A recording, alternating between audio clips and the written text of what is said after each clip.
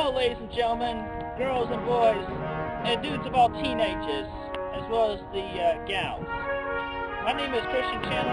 I am here, and y'all are Weston Chandler. It's me, Tito. Don. Much about future plans right now, except for what I've learned recently about the street. I look forward to the eventuality of you and me having our second time together. I'll do my best to pleasure you and keep you satisfied. I love Lucy, or I got a series of yoga times.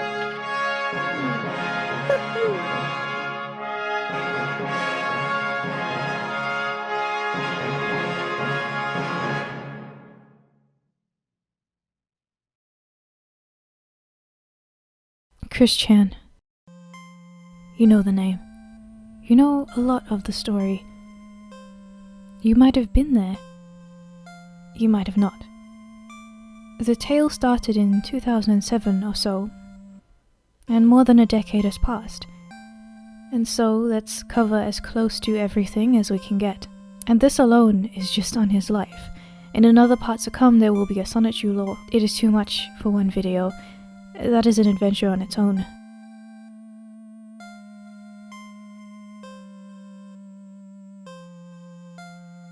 Let's start with our world. Let's start with Chris Chan. At the time of writing this script, it is the 5th of April 2019, probably a while from uploading. Chris Chan's latest video on the channel, Quickville Guardian, was published yesterday. It is called A Message from Crystal W. Chandler. The time could not be more perfect. It is a parallel, a mark of things coming full circle. Chris Chan's very first video he published to his channel is him standing in his driveway with a message to the future. CWC is a very important message on the 22nd of April 2007. He is 25 here, with a long life history already. One that starts at the very beginning.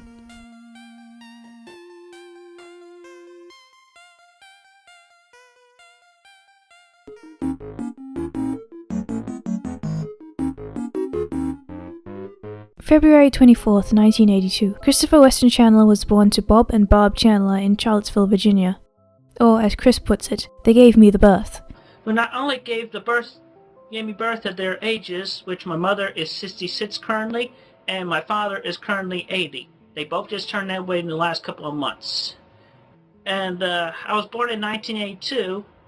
They gave me the birth then, and anyway, it was so nice of them for them to give me the birth during the early 1980s.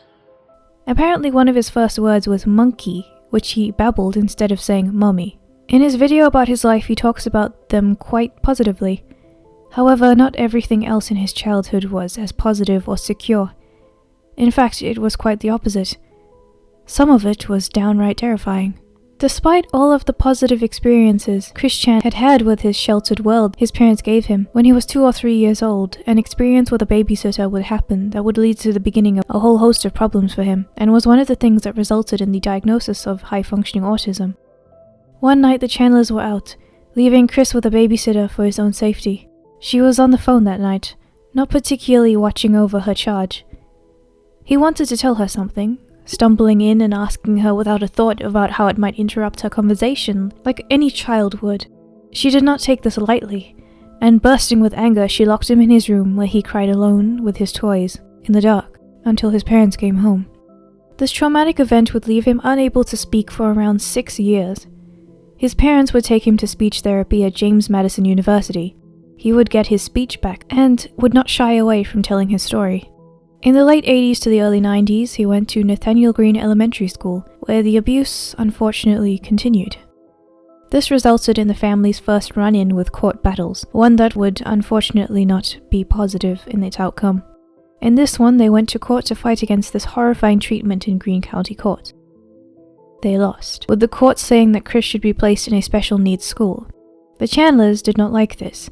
This was already a time where mental illness and mental health were even more stigmatized and taboo, and the research and resources were very slim. Even in this context, Bob Chandler was still even more afraid of what little mental health resources there were.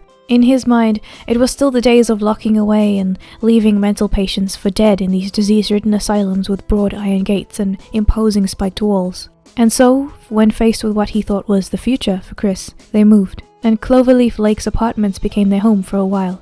And some of the teachers and principals of Nathaniel Green Elementary School, and I was attending in later years, about late 1980s, early 1990s, they abused me by pinning me to the ground with their hand, holding my wrists and my ankles, pinning me down the ground, and audio taping my cries and shouts. But anyway, my mother and my father, they both fought the court system, the Greene County court system, which they were not a very nice bunch of people, very not. During this time, Chris was homeschooled, briefly. 1 year to be specific. In 1992, he had his first interaction with what he claimed was Jesus speaking to him and giving him a sign to influence his life. Something he referred to later on as his destiny, something that was put in place for him before he even knew it. He met Leonard Bearstein. Or maybe it was Bearstein, you degenerates. Leonard was an animatronic Christmas bear in a band of puppets that were operated offstage by a human who would speak to kids in passing in the character of the bear. Think of the Mario face on display voiced by Charles Martinet from when Mario Teaches Typing came out. There weren't many other people in the small mall that 10-year-old Chris found himself in, and so the animatronic made a beeline for him. Or should I say bearline? Upon hearing his name, the person communicating to him misheard his name as Christian, and referred to him as such. Anyone else would see this as a misunderstanding, but to Chris saw this as a sign, a defining moment to change his name and to keep it close to his heart. 2 years later, it's 1993, Sonic is booming with popularity. There's a contest across the nation, the Watch and Win sweepstakes. Find the hidden word in the Sonic cartoon and you can call or mail in to win some big prizes. And what do you know? Guess who wins? Finally tonight, Sonic the Hedgehog is running wildly in the Chandler household this weekend. 12-year-old Kristen Chandler of Charlottesville was the winner in a video game shopping spree. Christian is one of only about 100 winners nationally to receive $1,000 worth of Sega games and equipment. For his parents, it's just another example of how well he's doing. Christian is a high-functioning autistic child. This past fall, on his own initiative, he entered a contest based on a favorite cartoon character. What you had to do was exactly watch Sonic the Hedgehog cartoon and listen to what Sonic says at the end of it and write it down for a whole week, and then I had to mail it in, and it has to be drawn out of a hat. In this clip, Chris seems to have gotten better at his speech and a lot more proactive. It was a quick clip, but it was something that mattered. Chris got his first taste of putting a piece of footage out into the world and having people listen to him. And it was also his first taste of winning something, winning a contest. Something that he would continue to pursue later in life, though the outcome would not always be what he wanted. In 1996, he's back in school, Manchester High School to be specific. This time, there is no abuse. And this time, he has friends, and is able to function normally. He has a few friends, but they're more friends of his because he is kind of a defenseless target to bullies, and they took him under their wing to prevent this from happening. He doesn't really see this, but it doesn't really matter. If he does see it, he doesn't seem to mind it. Remembering how he felt in the news interview, he makes his first video when he's 16. It's a reading of a poem that he wrote for class the night before, May 14th, 1998. It's called The Song of Christian. In this poem, he talks about how he sings with the nation, using singing as a metaphor of sorts for telling people about his abuse experiences and speech itself and how he came back. He also touches on his loneliness, something that will come back later. Welcome, ladies and gentlemen, to the Weston Chandler Show. Good evening, friends, and welcome to the Weston Chandler Show. I am your host, Weston Chandler. Now, tonight we are going to talk about poetry and the behind note scenes of the lines. And I'm going to express my feelings a little bit, so please don't laugh. I'll feel embarrassed. Okay, anyway, my poem is entitled The Song of Christian, and I just did it last night on May 14th, 1998. I'm going to do my poem now, so here goes. I hear America singing as I sing of myself, and you experience as I experience. The problems of yourself are my problems. The young singing cries of happiness. The children's song is song of laughter. At age 6 weeks, I sang the song of laughter. Then at 1.5 years of age, the Lord clicked the mute button on me. Those are my parents' songs. They pulled me through the talk again at age 7. I'm now 16 years old and I'm going to talk up to help achieve new goals and Mario Raceway records and to finish my homemade Nintendo Power magazine. The magazine songs, the ballad of Sonic the Hedgehog on Game Boy. The rudeness of the teenager song, the despicable mention of rude words, and drugs. I'm not afraid to speak, despise the hazardous flukes in America's song. My song that I sing, although I talk well, my peer relationship is low and my loneliness is off the scale. His second brush with the news came out soon after, with the gotta catch 'em all phrase that swept the world. He was in a hobby store this time, and it was a very brief clip, but it was still something, nonetheless. Prom night arrives. Christian brings his mom along and dances with Tiffany Robinson, one of the friends who had taken him in out of pity. He enjoys himself, though, and that's what counts. He looks forward to life and seeing his friends and graduating. However, things start to go downhill soon after. Like his birthday party. His friends went to it, sure, but it was then that people were starting to drift apart. And he wouldn't really be seeing much of them outside of school or much at all after high school. Apparently, sometime in 12th grade or so, he was asked to make a CD cover for an assessment. He could not use copyrighted material, and so merged two of his favorite things, Sonic and Pokemon, together, to make an original character on a greatest hits CD cover. But more on that later. Even with graduation itself, in 2000 when he was 18, he had his fair share of emotional outbursts. There was a prize to be won for art. Chris, who was extremely proud of his sculpting, thought it was a shoo-in. He saw his works as not only something well done, but a mark of all of the progress that he had made and since everything that he had been through so far. There was also that feeling from winning the Sonic contest that was just so great. It would be even more amazing to win something else. Unfortunately, it was not meant to be. Chris's mood immediately tanked. He did not speak for the rest of the graduation ceremony, and afterwards he ran to a secluded corner and cried. After this, things weren't the same. He would go on to say, even now, that those high school days were some of the happiest of his life, and he wishes he could be back there. And I had a better life over there. I had so many friends over there in high school. And I was just sad to leave when after I graduated, because I had to leave all my friends. I had the good life, but we were forced to move back here. With the end of high school, the Chandler family moved back to their house. In September, he went to community college. His dad initially wanted him to do something in marketing, but he soon switched to computer-aided drafting and design. It was a 5-year degree filled with loneliness, something that Chris was familiar with at this point. All of his high school friends have been long gone, and no one in college really wanted to talk to someone they considered as weird and abrasive and alienating as him. But with loneliness comes a sort of perseverance, and there was a quest that needed to be completed. What?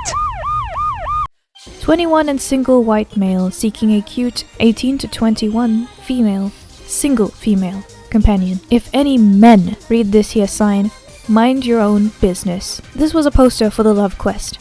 See, Chris believed that he was going to find a way out of his bad luck by losing his virginity. Everything in this quest was designed to specifications on what Chris believed to be the solution to all of his problems. He looks back on this in one of his videos, saying his autism made it very difficult to talk directly to people, especially with matters like this. In the same video, he also becomes very agitated and goes on to say that he did not stalk anyone. From some of the people at PVCC, as well as my mental block of autism, it became hard for me to approach the girls like I used to.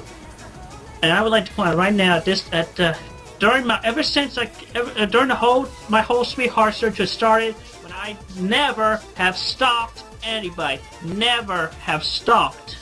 I'm telling you right now. All I did was sit around with a sign by my side that said I was looking for a boyfriend-free girl. In university, he would pin this sign up and carry it around. This made certain people feel very attacked. Word got around to Mary Lee Walsh, the dean of the university, who had a couple run-ins with him and made him feel very attacked as well. He put the sign up again, and this followed with another confrontation. This one ended in Mary kicking him out of university for 1 year, during which he was forced to attend anger management class before coming back. This particular reaction was caused by him doing the curse ye hummy ha, or his version of a fuck you to her in the office. He marked this particular day as a day of heartbreak, the day that he made bitter enemies with her. However, he returned to college when he was allowed to and graduated, starting his Sonichu comic soon after. What?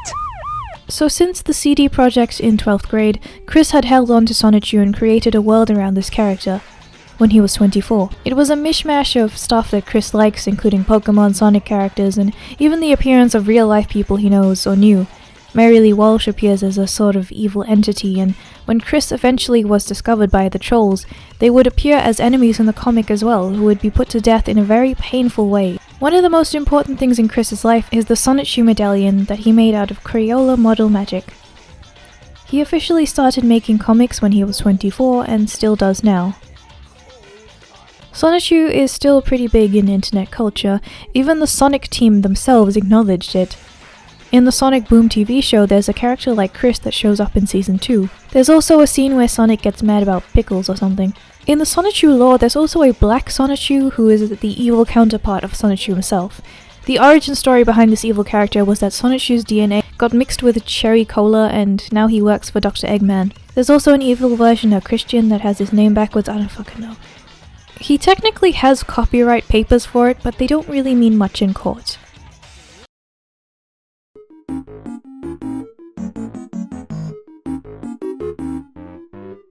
With Chris now being an adult, he was free to go to the internet and make his comics, publishing them in the hopes of gaining a fan base. He likes Hot Pockets, and there's a video of him eating an entire microwave pizza for some fucking reason. On his 20th birthday, they seem to be pictures of him with stained pants, a couple others of his father and mother taking pictures of him in the same pants, desperately trying to look away from the stain. So adulthood itself for Chris started off on a rather strange note. Over at the Something Awful forums, comics and other weird things were being discussed as per usual. Out of nowhere, another topic appears that is so strange to the people using the board, so chock full of content, that it takes over the discussion entirely. Someone makes a comment about the love quest that someone at their college had posted. They go on about how weird that person was, and then Sonichu comes up and is discovered. Chris had even been kicked out of a Target for the love quest. He frequently pissed himself, and he was all round a weird character to these people. Some people didn't even think he was being serious. This had to be a joke. But as they found out more about him, it was impossible to ignore how real it was.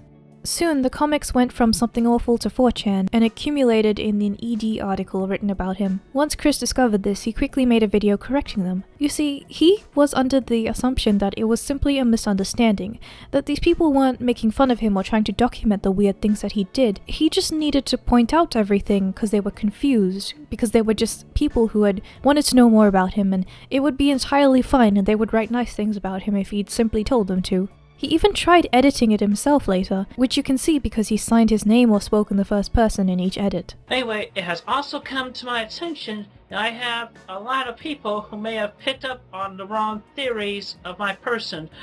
I will not quote any hate sites, but I would like to humbly apologize for appearing to be some kind of sleaze, troll, badass, or whatever adjectives, good or explicit, you may feel about me. Please understand, I am a 25-year-old high-functioning autistic male with a simple, peaceful dream of becoming a father of a sweet, little pretty girl who I will dub the name Crystal Weston Chandler. Crystal, a name that sounds similar to mine, but it has a nice ring to it. Now, those people who are watching this right now, is just take them down.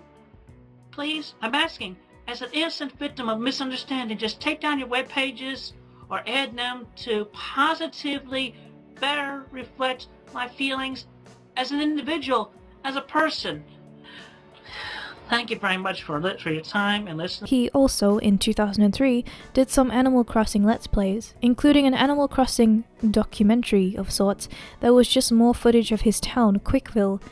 And this actually is arguably one of the first, if not the first, Let's Plays ever. Chris Chan might have invented the Let's Play. He emailed this to Nintendo and also didn't get a response. He even does autism tutorials on Little Big Planet if you want to check that out. However, with all of this being said, the next part is when things really started to kick off. What? This all starts with the Megan Saga from summer 2005 to March 2008. Megan was an actual friend that Chris had in real life. They had met at a hobby store over a board game and whatnot. They genuinely were interested in each other. However, Chris decided that this meant that the best course of action was to make very inappropriate comments and moves towards her, continuing even though she told him to stop doing these things. This initially caused them to start drifting apart. In June to August of 2007, he even entered a contest in a brief inner saga called the Adam Stackhouse Saga, where Chris hoped to impress and win over Megan by trying to win some of the Parappa the Rapper merchandise and a console. The rules of the contest were to make and film a rap song and send it in, kind of in the style of Parappa. Chris entered eagerly, but unlike with the Sonic contest all those years ago, he lost. He technically won some things, being one of the few that entered and getting into the top 10, but that wasn't really a win. That wasn't enough for him. He wasn't the winner. The winner was someone named Adam Stackhouse, and Chris became very, very angry at him. Chris came to the conclusion that he did not win because it was an unfair contest and not through being outdone by someone else. He stated that they broke the rules and even made a video showing a picture of Adam which he shot. Thus, the Adam mini saga came to an end. Megan herself was still drifting apart from him, but then came a particular Sonichu picture drawn by Chris of him and her having sex, and that was the last straw from her. Her saga ended as well. The Edie Saga started a little while before the Megan Saga started, and had a hand in ending the Megan Saga. From November 2007 to April 2011, there would be a number of back and forths between Chris and trolls, and those who documented everything, involving a number of mini-sagas that we will go over here. It started with the comic being found and the article being made, which led to the video Chris made to correct them. In this video, he states he wants to have a sweet, pretty daughter named Crystal, who Jesus himself told him that he would have, because it's like his name but with a nice ring to it. He even apologized to them all for the misunderstanding. They responded by making lewd comics with his Sonichu characters in them, putting in things like trans and gay versions of them to provoke him after seeing what he thought about those groups in his Love Quest poster. Bizarrely, he responded with drawing actual lewd images of his characters because he somehow thought that that would undo everything. One of those images was the one with him and Megan, although people didn't know it was her at the time. In Chris's comics, he has a fictional sister named Crystal, and that's who everyone thought it was. Chris angrily makes a video correcting this, resulting in Megan finding out and cutting him off. In that same video, he also says that they are laughing at someone else's torture and pain, and loneliness for not having a girlfriend. He also says that he's a virgin and what they're doing is unfair. He calls them all shitheads, homos, and other names, showing that he is done with being nice. During this time, he also yells at a child at Game Place, a store near where he lived, over a board game. This results in him being kicked out. He also gets banned from his church after his pastor finds everything on the ED page. There's also a video of him telling Axe Body Spray that they should put a disclaimer up preventing gay people from using their product. There was even a troll at some point who pretended to be Vanessa Hudgens and asked him to read a silly script and mail in a sex tape of himself for some kind of romantic comedy drama movie about his life.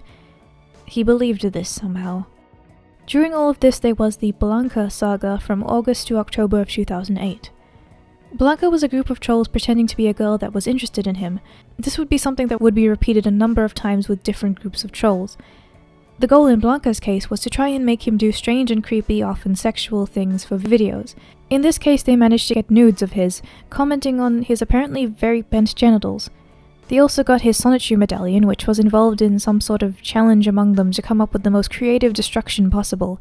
When there were no more things to do and the videos got boring, Blanca broke up with him. 2008. Well, it's done.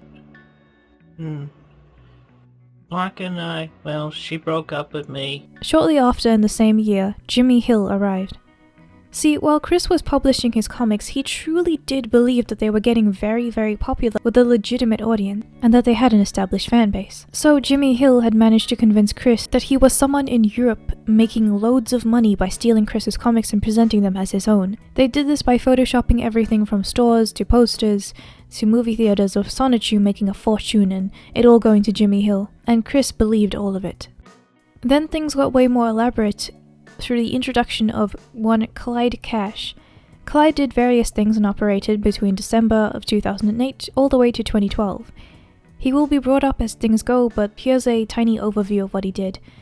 This includes pretending he raped one of the other fake girlfriends, Panda Halo, pretending to be Shigeru Miyamoto, and making Chris believe Nintendo wanted Sonichu, and pretended to be a web designer to gain access to websites with Chris's information. While Clyde and Edie were at it, there were a bunch of other sagas. So we're looking at something crazy like this. Let's talk about Panda Halo, from 2008 to the beginning of 2009. This was after Blanca, and the same sort of thing with the fake girlfriends. It was similar to something that happened to Dragonlord if you're familiar with him. On September 4th of 2008, Chris even makes a Sonichu comic declaring love for her, despite the fact that she would constantly be mean to him, demean him, and see what she could get away with in terms of being angry towards him. Chris didn't really seem to react though. Even when Clyde said that he raped Panda, Chris just didn't really seem to care about any of it. That was something in particular that people said was very weird about him. Terrible things would happen to his apparent loved ones on the internet and he would not seem to bat an eye. He would talk about it, but it was more like he was just accounting news. Even then, when they couldn't get anything else out of him, they just had Panda apparently die in an Australian bushfire, which he commented on with some concern but seems to move on very quickly. There's been some fire going, there's been some brush fire or wildfire, that sort of stuff, fire, going on in the southern Australia area, where my sweetheart, Sarah, Cassandra McKenzie, Panda Halo, she was in that neck of the woods, and I haven't heard from her in over 2 weeks. And the fire's been going on for during the past few weeks, so. When it comes to the aforementioned Miyamoto saga, it did accomplish things in terms of testing the limits of what Chris believed in, despite the little proof presented. This saga was from the beginning of 2009 to February 2009. But Chris still kept trying to contact Nintendo, wrote to them regularly afterwards. Earlier, he had even wrote to Nintendo Power and got what he said published, about how a dating game had been brought over and helped him with the ladies, and how he was a poor virgin that is very glad about this dating game. Then there was the website incident. Chris had his own website to post Sonichu and other things about his life. Clyde posed as a web designer that worked for Nintendo on their websites and offered to help Chris. He gained access to Chris's accounts from this and then made him make a video saying that he was gay to get it back. Chris, doing so, immediately set the record straight afterwards by saying that he wasn't gay and to not believe what the other video said.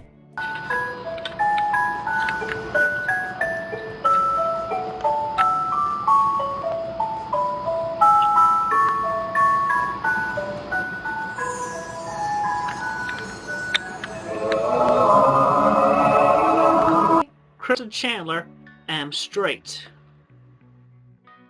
After that, Miyamoto contacted him saying that he wanted Sonichu to be a Nintendo property. Sonichu would be in Animal Crossing to be specific, and Chris wholeheartedly believed this. It didn't really get anywhere though, besides Chris publishing a public video of him listing his phone, address, emails and whatnot for everyone to see for Miyamoto to contact him. Virtual villagers, coming to your town.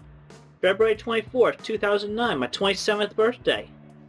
So, all Chris did after that was make a video about his characters in a slideshow format to explain them to Miyamoto, so the trolls dropped it. Chris did try to email Nintendo properly, but he never got a response from them. He also made his own version of a Nintendo Power comic featuring his characters. Then came the Juli Saga from February 2009 to March 2009. This was arguably the most extreme case of fake girlfriends in what Chris ended up doing. Juli was really a 13-year-old boy with a fake girl voice called Blue Spike. He somehow got Chris to make the mayor of Quickville Billy Mays. He also got Chris to record himself having sex with his blow-up doll, Officer Nasty, while he screamed Juli's name. People called Chris's number for a long time afterwards, screaming Juli's name to make fun of him. There was also a time when he was making Chris masturbate over the phone, and while Chris was doing so, Blue Spike called Bob Chandler to say that Chris was in the process of killing himself in his room. Bob rushes upstairs and tries to open the door, but Chris doesn't want to open the door because he's still masturbating. So Bob says, "I will cut down the internet," making him the internet lumberjack. This group also hacked his PSN accounts and pretended that Juli had been taken hostage, giving Chris two options of things that he could do to get his accounts and her back. He only had to do one of these things. One of the options was burn the medallion, and the second option was to cut the medallion into tiny pieces and shove them up his ass. Chris, for some reason, chose the second option. But it was at that point that Blue Spike had realized that he nor his friends were recording anything. They decided to reveal that Juli was a lie, because they for some reason thought that this would get Chris to give them the footage of him doing what they asked him to. He never did give it to them though. Juli! Juli! Yeah, Juli! Juli! Juli! Juli! Juli! Yeah, I came back now. I wonder what happened there. I don't know. But this is... Should we talk with the fans for like 5 minutes? And then I'll tell you, please. I'm Actually, sorry. no. No, I'm ready to tell you. Okay. This whole time, Chris, you've been having sex with a 13-year-old boy, you sick What? Yeah, I'm a 13-year-old boy, Chris, and you've been having sex with me this entire time. I'm gonna give all your data to Chris Hansen, you pedo fork, so you better get the out now, before I report you to the feds. After this, sometime around 2016 or 2015, a woman by the name of Jackie comes back. Jackie was another one of the girlfriends, and the trolls behind it had revealed. Even so, when she comes back as Jackie, Chris still apparently believes her, and lets her convince him to take pictures of himself in drag, with makeup on, in his underwear, and doing various other things that he sends to her. This also includes dancing in a Walmart changing room and kissing his sex doll in public. The next girl was Ivy, from March-July of 2009. He got the creepiest here, creepier than he ever did before. All that's really noticeable to demonstrate this, though, is this creepy video that he sent to her talking about how he was going to have sex with her and... Fun together when you and I are together. You know, my mommy and I, my family and I will come and meet you at the airport. And you know, your choice, so take you to your hotel or bring you back to my house. I mean, you know, we'd be hanging around so much and sharing so many fondful memories. And, you know, I know a few good places in Charlottesville, you know. I'll take you there. We'll get some good things to eat, and we'll hang out. We'll have so much fun. Well, let's have a good time together, you know. I know a place that serves some great smoothies. Yeah, it's a cafe in Charlottesville. Good place. But then...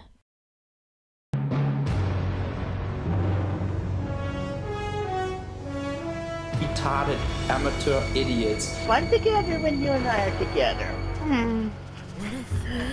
You know, my mommy and I, my family and I will come and meet you at the airport. And you know, your choice, so take you to your hotel or June 21st, 2009. My name is Christian Weston Chandler, and y'all already know me as the creator of the Sonichu franchise and comics. During June to November of 2009, the Liquid Saga started. This is the best one. It is often cited as the most creative saga and is my personal favourite. There was another person who had somehow managed to really nail the way that Chris looked and acted, mannerisms, everything, and so he pretended that he was the real Chris, and that the Chris that we had been watching the entire time was nothing but a fake. He said that this Chris was really an impersonator called Ian Brandon Anderson. Our Chris, Solid Chris, was irate. They decided to do some contests or showdowns to see who was actually the better Chris. Captain's log. Stardate. June 21st, 2009. My name is Christian Weston Chandler, and y'all already know me as the creator of the Sonichu franchise and comics, and the Roast Chew comic, as well. There was a fight, which ended in a draw. There was a musical contest in which they both presented their own covers of So Need a Girlfriend, Solid Chris's song, where Solid Chris fiddle-fucked around with his Guitar Hero and screamed over an instrumental, and Liquid Chris actually played guitar pretty decently and made a pretty good song, showing he had vocal skills.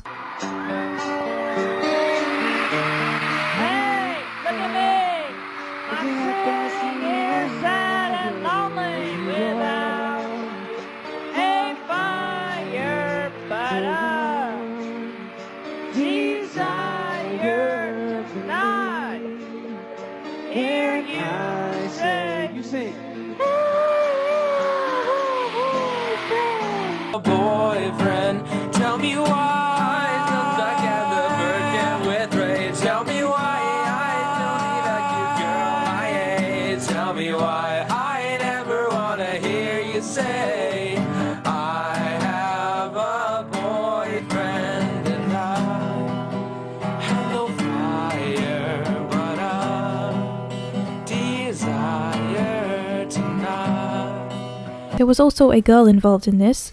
A woman named Casey actually decided to go with Solid Chris to try and make him a better person. She insisted that he clean his room, go outside, get a job, everything to try and fix him as a person. But he never did, showing himself as someone who was not only lazy but very intent on brushing her off and doing his own thing. And when she figured out that nothing was going to change, she left. Weirdly enough, Liquid Chris, or rather the person playing him, would actually end up dating her and marrying her. You know, the real world version. Yeah. And what actually happened was Liquid Chris and the troll playing Casey, they got together afterwards.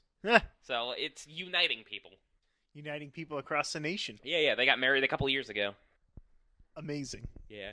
And actually, it's kind of sad because, like, Liquid Chris doesn't fuck her because she's fat. And, like, he says it's because he has no sex drive, but one time she found, like, his Zelda fanfics, like, in, like, the attic, and she made him burn them. So, he sounds just as autistic as Chris. However, with all of that out of the way, we go to the Wikipedia tangent. From May of 2009 to June of the next year, Chris got a wiki for him to upload everything about himself, blogs and Sonichu comics, whatever. This quickly got taken over by trolls as they would place ads on it for things Chris hated. Some of these things were gay porn, Asperger's, which Chris hated because he thought it took the spotlight away from autism, and stuff like that. This then spun into Asperchu, which was a character created by Alec Benson Leary as a joke at the expense of Sonichu, but then became its own thing as people really liked it from 2009 to 2011. It's kinda like how Bad Unboxing as by iDub started as an ironic thing, but is now a series of genuinely loved episodes that end up in post-irony. Hero who's heroic needs unrecognized. Brings all of the trolls attacking quick built down to their... From March 2010 to August 2011, there was a woman named Heather, and a person posing as the Rocket Power character Surfshack Tito, who would hack Chris's accounts and then make him do weird things to get it back. Chris responded calling him a manner of names and claiming that he stole Heather from Chris. You womanizing rapist. From March to August of 2010, there was actually something called the CWC Exile Saga, where a pastor called Rocky had actually convinced Chris to get off the internet and live his life. This was honestly the best thing for him. He even got rid of his PS3, something that he even said was a symbol of his loneliness. There's some footage of him dancing at a concert in his sports bra and a dance contest.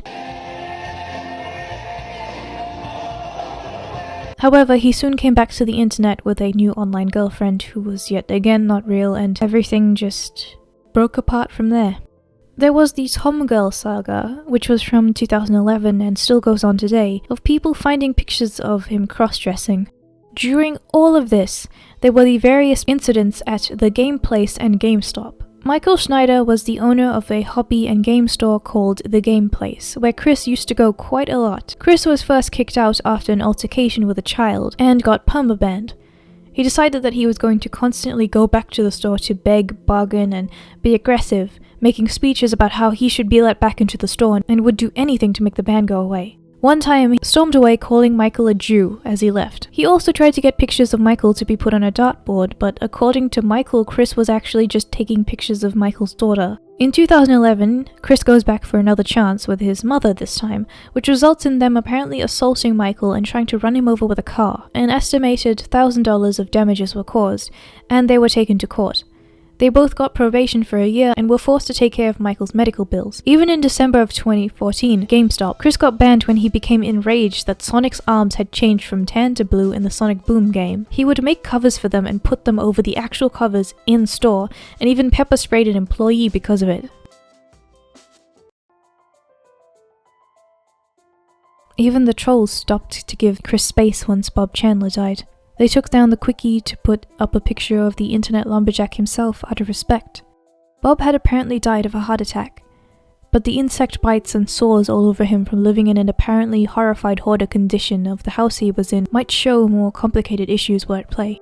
A while before, Chris had released a video showing the horrible conditions due to Bob being a hoarder, and there was even a video afterwards where Chris was telling the trolls to stop mirroring the video. Bob bursts in during Chris's video yelling that he's afraid that people would have the house investigated due to the way that it was. People had also found a picture of his mother in the squalor, indicating and highlighting her weight, and deciding to name her Snorlax.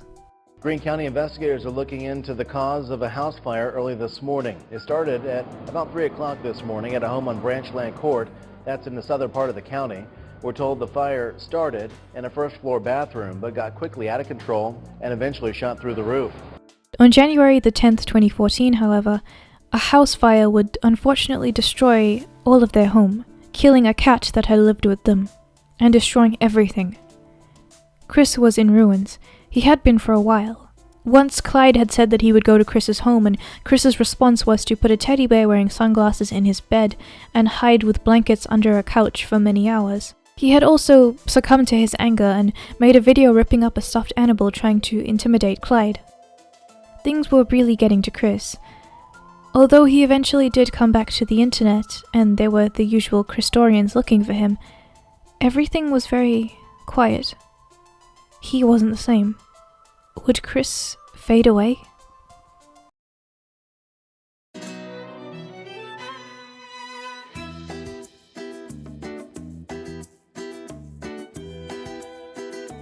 With Chris's comeback comes a vengeance. This leads to trolls giving him false information on people on the internet who were really not doing anything, but they were also making fun of. And they pretended that these people were the real troll masterminds behind it all. There was one named Fat Man, whose name is self-explanatory, and then there was also a communist man who looks quite sane. Chris would actually make videos trying to blackmail these people, but this didn't really go anywhere. But then, a positive breakthrough. There was a woman called Anna who was one of the trolls. She had been sitting on some guilt over the years and decided to actually come back to be genuine friends with him. They now know each other to this day, and she even goes to his birthday parties. Chris has now come out as Christina, and she is determined to live her life the way that she wants. There's a video of her in 2016 rubbing estrogen on her boobs for things. She turned 34 in 2016 and actually started making real business decisions for where Sonichu and the people interested in it was going. She had an Etsy, but it got shut down. She had an eBay, but it got shut down. She had some other things and they got shut down. But she does have a Patreon now, and one of the things that you can do is pay $50 and give her a script of what you want her to say, and she will respond by giving you a video saying whatever's in it. The smallest tier for a comic in her Patreon is $20, and you can get one if you want to. Well, how do I know all this? Besides having her channel Quickville Guardian where she posts regularly, she also did a livestream with Count Dankula, who asked her about her life and her powers. They spent most of the interview talking about Quickville's deepest lore, and I'm saving that for my video on Sonichu. But you should also watch this interview anyway because it was odd, and I cannot possibly summarize everything that's in there. Firstly, Quickville is a real place, and she has been able to get through it by a real material portal that formed in her bedroom. She also believes that all the cartoons are real, including My Little Pony and The Simpsons, everything. And they're all living in their own dimensions of sort. She is also married to a thing called Magichan, who is a Magikarp but a Sonic, and she's in a polyamorous relationship with Magichan and Crystal Rosachu. They got married as of 24th March 2018. See, Christina isn't exactly what you'd call human. There are 3 half Sonichu that have come from Quickville to live in our world. The first one was Bob Chandler. Second is Christina herself. And the third is Ted Bundy? Never mind that though. We'll get to that later. Anyways, what is Christina up to today? She spends her days drawing her comics for her patrons, visiting Ville, and generally being happy with her husband and wife. Love Quest DLC completed at last. Achievement unlocked. Happiness. And what of everything that happened to her before? Well, as we end this, I'll leave her to tell you herself. See you next time. If there's anything positive, I'd like for everybody who was getting trolls and bullied out there on the internet, definitely just ignore them and try to live on with your lives for yourself offline. And just try to do good for yourself, be emotionally positive for yourself, because the most important person you can love or who loves you is yourself.